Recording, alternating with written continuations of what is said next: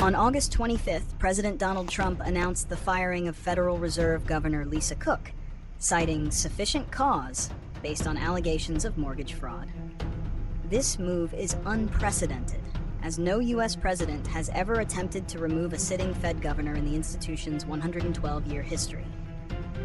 Cook, who was appointed by President Joe Biden and is the first black woman to serve on the Fed's board, immediately filed a lawsuit to block her termination. She has denied the allegations, which relate to actions that allegedly occurred before her Senate confirmation in 2022. Lower courts, including a federal district judge and a federal appeals court, have both ruled in Cook's favor, finding that Trump's stated cause was not legally sufficient, and that his administration violated her due process rights by not giving her an opportunity to respond. As of this week, the Trump administration has appealed to the Supreme Court, seeking an emergency order to remove her while litigation continues. Analysis of the legal and political battle.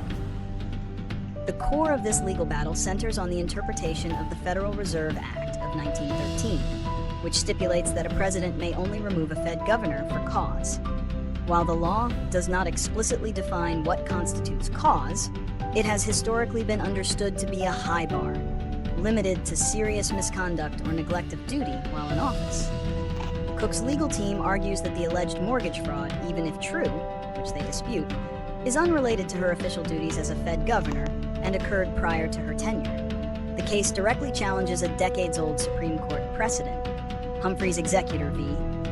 United States, 1935, which established that Congress can create independent agencies whose members are shielded from a president's at-will removal. The Supreme Court has recently shown a willingness to re-examine this precedent in other cases involving independent agencies like the NLRB and MSPB. While the court has previously signaled that the Fed's unique structure provides a strong defense against political interference, this case provides a direct test of the judiciary's commitment to that principle.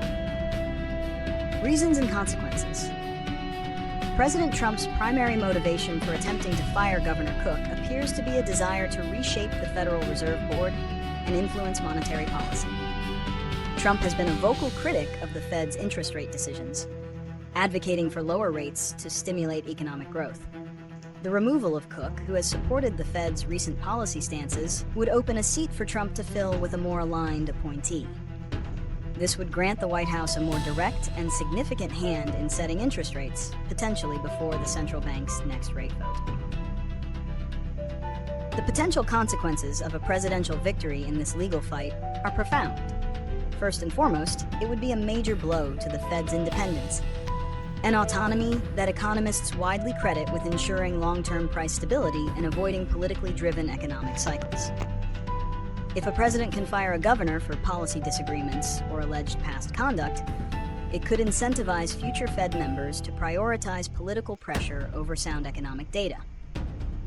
This erosion of trust could lead to market instability, higher borrowing costs, such as mortgage rates and car loans, and a greater risk of inflation, as investors and businesses lose confidence in the central bank's ability to act without political influence. Predictions and solutions. The ultimate outcome of this case rests with the Supreme Court. Given the court's recent trend of strengthening presidential removal power over independent agencies, it is possible they could rule in Trump's favor.